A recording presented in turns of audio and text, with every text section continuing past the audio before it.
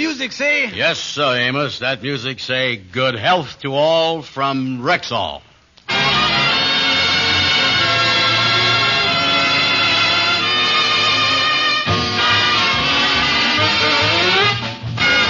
The Amos and Andy Show, written by Joe Connolly and Bob Mosier, featuring Ernestine Wade, Johnny Lee, Amanda Randolph, Fred Clark, Byron Kane, Jeff Alexander's music, yours truly, Harlow Wilcox, and starring radio's all-time favorites, Freeman, Gosden, and Charles Correll. Amos and Andy!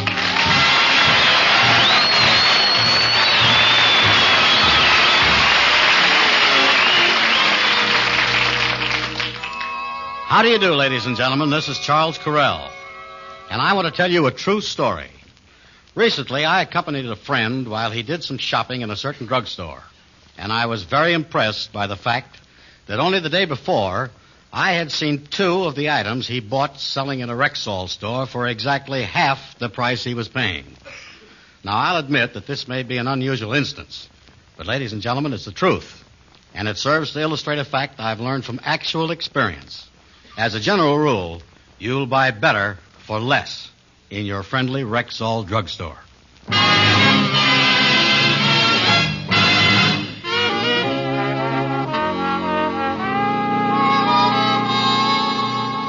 Well, Andy and the Kingfish have a job. A swank new office building opened downtown, and the boys have been hired to clean and get the offices ready for rental. Now that he's bringing home money, the Kingfish is really acting the lord and master. Right now it's 7 o'clock in the morning, and the Kingfish has demanded and is receiving breakfast in bed.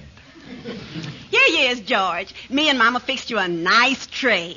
Yeah, well, just put the tray on... say, wait a minute. What kind of a breakfast is this to put in front of a working man? Look at the stuff on that plate there. That's what I calls a plain mess. George Stevens, that is not a plain mess. That's Canadian bacon, French toast, and German sausage. All right, an international mess. It's There's nothing wrong with that breakfast. Nothing wrong with it. Look at that bacon there. It's curled up worse than a mailman's inner soul. And, wait a minute. What is this stuff here? What's this? That's French toast. French toast. I tell you, in the last war, instead of depending on the Maginot Line, them Frenchmen should have fought from behind these things. Now, George. And look at these pig sausages. They is the stalest things, and believe me, I know a stale old pig when I sees one. Well, it takes one to know one. What's that? Yeah, and furthermore, what was that you said, Fatso? Fatso? Did you call me Fatso? Yeah, I called you Fatso, Fatso. Now, George. Now, don't George me. Now, you look here, Mama. I have taken your guff and lip for 22 years. I got a job now, and I'm bringing home money. I don't need no more of your handout. Now, if there's any more lip from you, I'm going to throw you out of here bag and baggage. Now, leave the room, Fatso, and don't forget to curtsy on the way out. Come on, Mama. Well, Mama, he sure is acting high and mighty. Don't worry, daughter. Sooner or later, that loafer will have his come down. Oh, but, Mama, the embarrassment making you curtsy to him. Yeah. Well, I'll tell you one thing. It makes me glad I put that teaspoon of Drano in his coffee.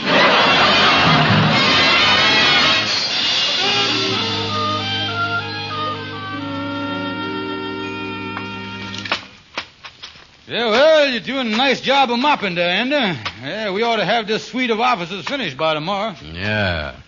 Say, notice you done give up cigars there. Smoking cigarettes now, huh? Yeah, this is one of them new kind with the built-in filter. Oh, got a filter in there, huh? Oh, yeah. You see, the filter takes out the nicotine, the rosin, the tars, filters the smoke, and removes the heat and the harmful irritants. I'm going to give them up, though. No, what for? Well, why should I pay 18 cents a pack just to breathe fresh air? You got a point there, all right. But you know, Andy, I've been thinking about this cleaning here. We ought to go in business ourselves, of course. Instead of charging a flat rate of $1 an hour, we charge by the foot. What do you mean by that?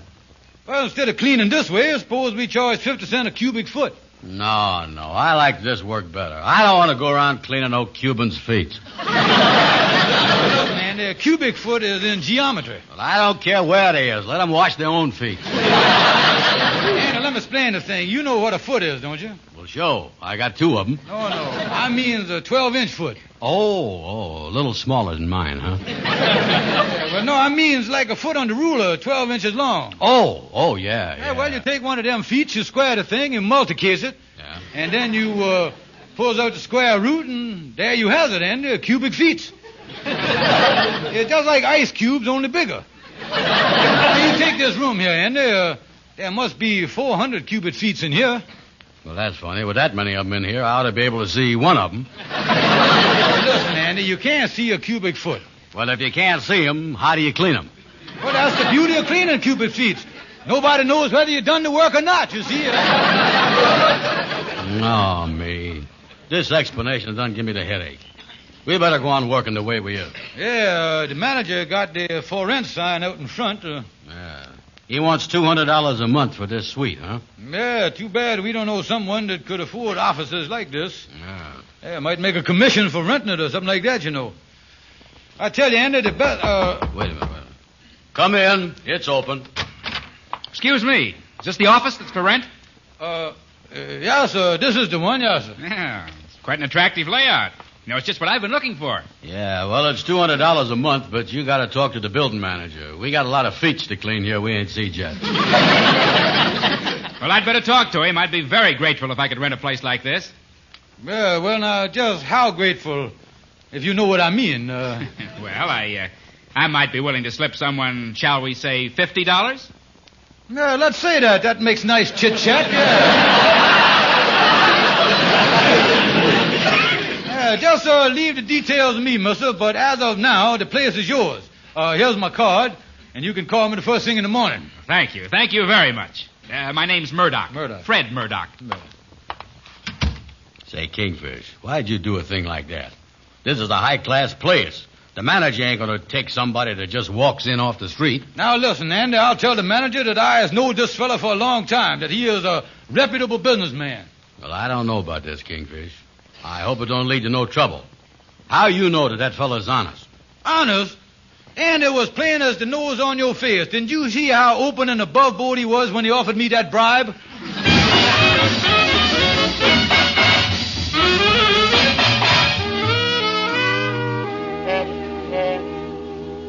Thank you very much, Mr. Stevens. Thank you for calling. It's a deal. I'll move in tomorrow. We got the office, huh, Fred? Yeah. Harry, I want you to take some of the boys and get up there. I want at least a dozen telephones in that office suite by noon tomorrow. Will do.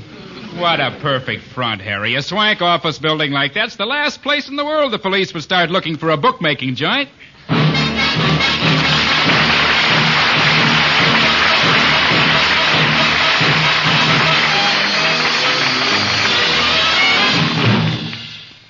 Good evening. This is your Rexall family druggist speaking to you for the 10,000 independent druggists who have made the word Rexall part of our own store names. We've done this because we recommend and sell the 2,000 or more drug products made by the Rexall Drug Company. Rexall Anapac is a good seasonal example. Thousands have already learned to depend on it for effective relief from symptoms of the cold that has gotten a grip on you. That's because Anapac combines antihistamine with time-tested APC compound. That way, you not only get quick relief from nasal congestion, but also from the headaches, muscular soreness, and fever that usually accompany a cold. So remember, next time you feel a cold coming on, start taking Anapac as directed on the label. That's A-N-A-P-A-C, Anapac, at Rexall drugstores everywhere.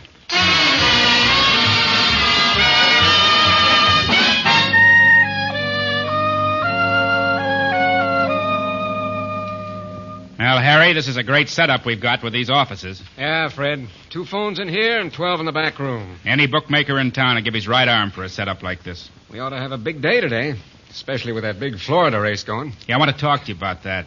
Gypsy Girl's the favorite.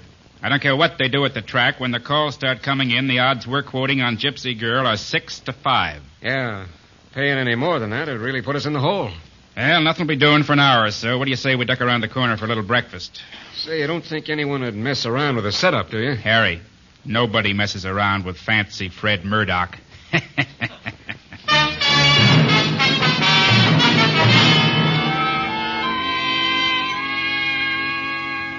Why is we coming down here to the 5th floor, Kingfish? Well, look like I got to explain everything to you. Well, go ahead. Explain that to me. Well, Andy, that Mr. Murdoch moved in this morning, and I just think I'd drop in his office, see if he's comfortable, after you run him the place, you want to make a man feel at home. Oh, yeah, that's a good idea. But it's kind of early in the morning. I wonder if he's in yet. Yeah, well, here we are. Knock on the door here. Knock again here. Well, there you are. See there? Yeah, nobody there. That's right. Well, I get my pass key out here. Well, wait a minute, Kingfish. We going to walk right in? Ain't this what the police call a messy demeanor? Or something like that? Oh, that's all right, Andy. Maybe we can do something for him, like empty his wastebasket or something. Oh, yeah. Well, here, will you? I see you got some furniture in here, all right. Yeah. The place looked pretty bare, though, Andy. Except for them 2 telephones on the desk there. Yeah, look at that. Say, Kingfish, why would a man have 2 telephones? Well, they're probably an important executive. Always talking with a phone to each ear. 1 to each ear. Hey, Kingfish, look at this other office here. 12 phones. He must be awful important, or else he got more ears under his hat than I think he is. Yeah, you're right, Andy. Look in there, will you?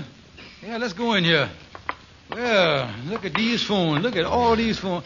I wonder what business he could be in. Well, I see, Kingfish. He's a butcher. He's in the hamburger business. Man, what makes you say that, Andy? Them pictures of horses all over the walls. Yeah, there's some pretty choice cuts there, ain't there, boy? Yeah. Wait a minute, though. I'm just looking at this slip of paper on his desk here. Got to sit there and read it to me. What'd it say? He ain't no butcher. He must be a band leader. Got something about music written down here. Music, Andy? Yeah, look here. It's a bell, notes, and piccolo. Let me see that. No, Andy, that's Belmont and Pimlico. Oh, yeah. Say, I don't hear them names before, Kingfish. What is they? Well, I think there's islands in the Caribbean, Andy. Oh, yeah. That's where them Cuban feets come from. Yeah. I know. Well, there ain't nobody here, so we might as well go ahead and... well, there's the telephone, Andy. Better answer it. Maybe we can take a message, Mr. Murdoch. It's right near you, that one right there. Yeah, okay. Hello? What? What is that again? No. Who was it, Andy? Oh, some fella had the wrong number. He thought this was the Pullman Company. The Pullman Company? Yeah. Wanted to know if I had a sleeper in the 8th.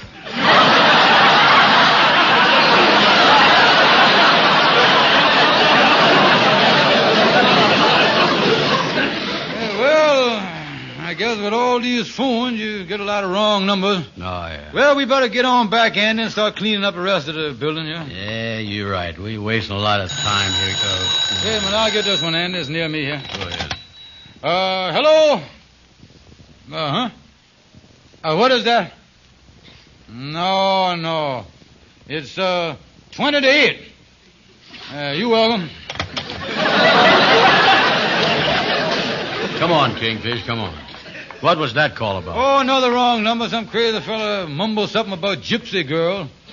Then he didn't know what time it was. Didn't know what time it was? No, he asked me if it was 6 to 5, and I looked at my watch and told him, no, it was 20 to 8.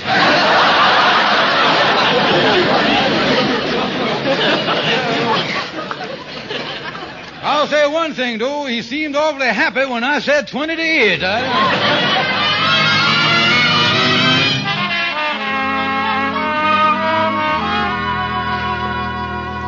Well, that was a pretty good supper, Sapphire.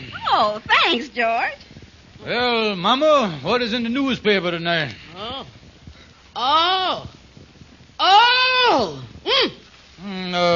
What's the matter there, Mama? Is the news that bad, or is your whalebone stays nipping you in the clavicle again? No. No, I see here in the paper the police is still trying to run down them bookmaking gamblers. They're awful hard to catch, though. You say bookmaking gamblers is hard to catch. Yeah. You see, they keep moving around. Seems the way they do it, they rent space in some swanky office building and they put in a lot of telephones and takes bets. And then they moves on before this call. Why, George, what's wrong with you? The expression on your face. Yeah. You look like you did on the lodge picnic when the frog jumped in the fricassee and you ate a green dumpling.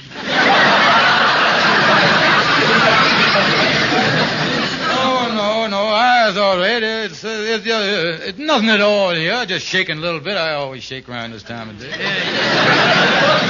Well, look here. Oh, it says here, the big gambler they is looking for is called Fancy Fred Murdoch.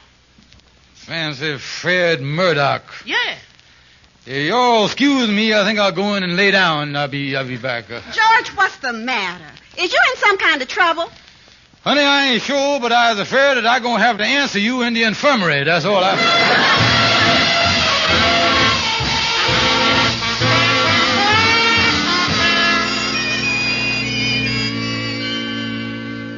Look, Stefanelli, there's no sense calling me up and getting excited on the telephone.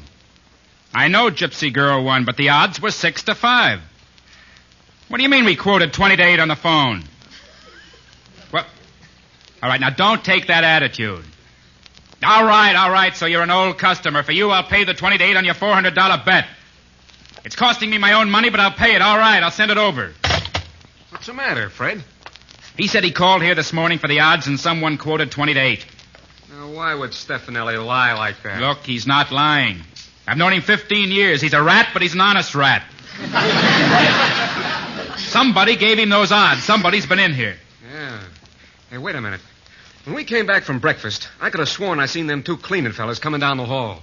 And the bald-headed one had a ring full of keys. Yeah, I don't know, but it's costing me $1,000. I'm going to pay a little call on that George Kingfish Stevens and interview him for a write-up in the obituary column.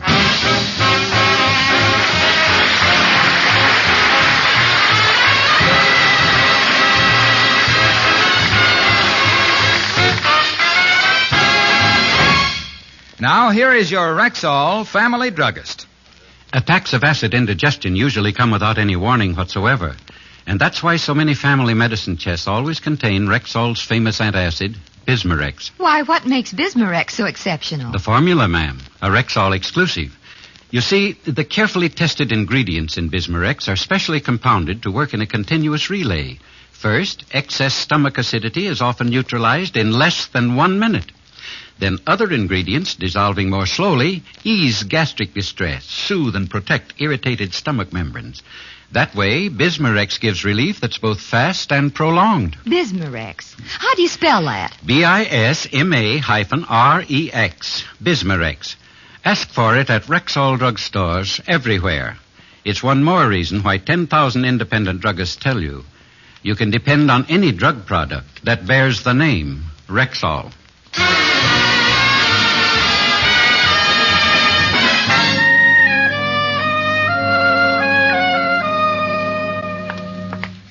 Oh, me. I hear that Fancy Fred Murdoch has been looking for me and with a gun, too. What in the world is I going to do? Well, let me get in here and see Algonquin and J. Calhoun. Calhoun, I'm glad you're in here, boy. I'm really glad you're here. I was in a terrible spot and you got to help me. Now, calm down, Kingfish. Calm down. Yeah. Now, listen, Calhoun. Now, wait a minute now. A man is out looking for me. Kingfish, I is ready to help you, because to me, you was just like my own son. And this fella really mad at me. Kingfish, like I say, I is just like a father to you. And this fella is carrying a gun. Son, you has just been disinherited. Now, look here, Calhoun. You has got to help me. Now, look here. The fella, I'm trying to think of his name here. I'm so nervous I can't. Yeah, the fella's name is Fancy Fred Murdoch. Fancy Fred? Yeah, you don't ever hear that name, Fancy Fred? Fancy Fred? Yes, sir. Now, there is a mean man. Oh.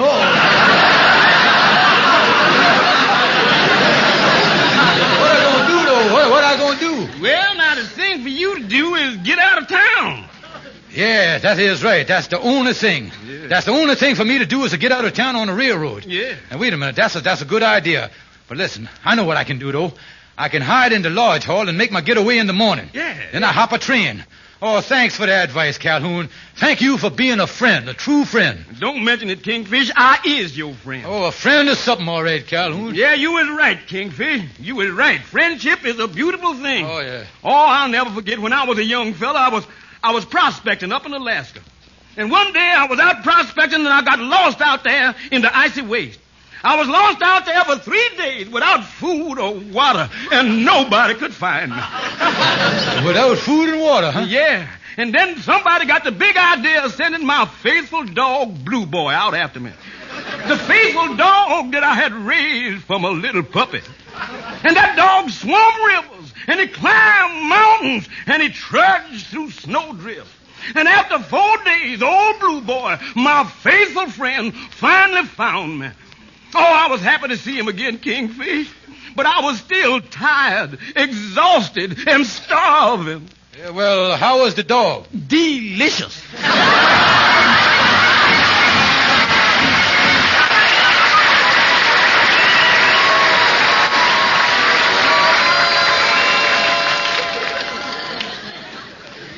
Well, I got back to the lodge hall here safe. And I got the blinds pulled down. I locked the office door here.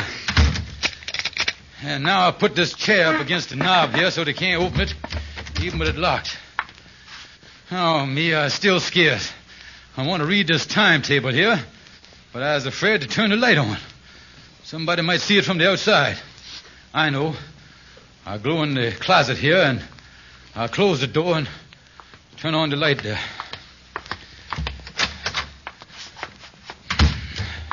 Well, I better lock this closet to be safe. I'll lock it from the inside. There. Now I was all alone. Hello, Stevens. What kept you? Well, I had to stop by the station for the time. Yeah. Certainly there's a mean echo in this empty closet here. Never noticed it before. Let me test it here. Hello. Shut up. I don't know what that echo is bouncing off of, but it's bouncing back with a nasty twist to it. There's someone in here, ain't there? Yeah. Oh, it's you, Andy. You're playing a joke on me, ain't you? Ha, ha, ha. Yeah. Ha, ha, ha. No. What's new, Mr. Murdoch? Turn on the light. Yes, I turned on. Now, Mr. Stevens, suppose you and I go out into the other room and have a little talk. Oh, yes, sir, a little talk. Yes, I like to talk. I just noticed in your hand there. And there ain't nothing that stimulates conversation like a loaded 45, is there? Turn on the lights. Yes, sir. All right, Stevens, what's the idea of breaking into my office and quoting odds on my horses? Oh, no, sir. I didn't do nothing like that. Not me, Mr. Murdoch. Well, somebody did, and I'm going to find out who. Well, it couldn't have been me, Mr. Murdoch. I don't know nothing about horses, racetrack, odds, and nothing. I ain't been within 100 yards of a racehorse in my whole life. It must have been someone who knows a lot about horses. Say, Kingfish, the door was locked. I had to come in the back way. Well, if it ain't Jockey Brown, the big handicapper, how are you? Kingfish, what are you talking about? I didn't see you had company here. How is you, Mr. Murdoch? Sit down. Yes, sir. That's what I'm doing. Kingfish, from the gun and the way your eyes is overlapping your cheekbones there, I gather that someplace along the line we done made a boo-boo. Look, what were you doing in my office? Yeah, well, the man talking to you, Andy, wanted to know what you're doing in his office. Do we mean the office in the Dudley building? Mister, you mean the office in the Dudley building? That's right. The one with the 12 telephones in the other room? The one with the 12 telephones in the other room? That's right. The one with the horses on the wall? The one with the horses on the wall? That's right. I ain't never seen the place. Now, look. Somebody was in my office. Somebody answered the phone. Somebody quoted odds on Gypsy Girl, and somebody cost me $1,000. Now, who did it? Well, now, wait a minute, mister. I realize that this ain't no time for lying, and I realize we ain't gonna get no place stalling. So I'm going to make a clean breast of it and come right out and tell you the truth, mister. Just hold that gun down there. Mr. Brown here is the one that done it. Wait a minute here. What you talking about? Mister, we was both there. We both done it. Look, it cost me $1,000. I want my money, and I want it by 8 o'clock tomorrow morning. Yes, well, I was willing to pay my half. I can borrow on my insurance. What about you, Stevens? Well, now, look, mister, I ain't got no money. I just started working. Look, Stevens, you have that money here tomorrow morning, or you'll be strolling along the bottom of the East River wearing a cement topcoat.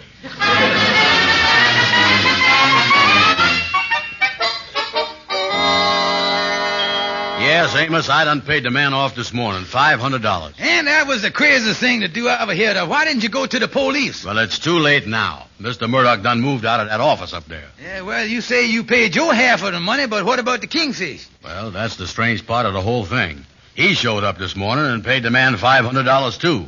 I wonder where the kingfish got that money. Well, I don't know, but he said something about he going to have to work awful hard to pay it back. Yeah, well, I guess he's going ahead and work in the cleaning business to pay the money back. Yeah, but I still can't figure where he got that money. Neither can I. I tell you, Amos, I can't figure.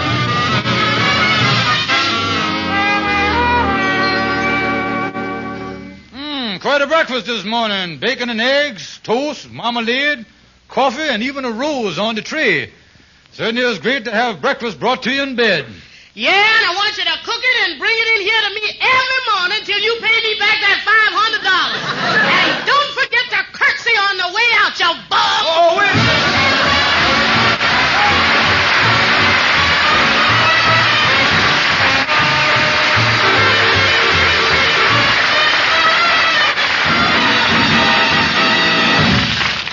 Friends, have you ever tried to lose weight and never really succeeded? Have you punished your body with starvation diets and back-breaking exercise with no results? Well, don't be discouraged. There is a way out. The Ann Delafield Reducing Plan. Here's the reducing plan that's actually easy, actually fun. You don't starve. You don't count calories. You don't take strenuous exercise. Instead, you have generous, appetizing menus and the Ann Delafield Appetite Reducer Wafer, a delicious food, not a drug. Take a tip from Harlow Wilcox. If your excess weight is not organically caused, be happy, be slender. Ask about the Ann Delafield Reducing Plan at Rexall drugstores everywhere. The store with the orange and blue sign on the window. Yes, ladies and gentlemen, and don't forget to visit your Rexall Family Drugstore. And above all, don't forget to exercise your privilege as an American citizen and vote. See you next Sunday.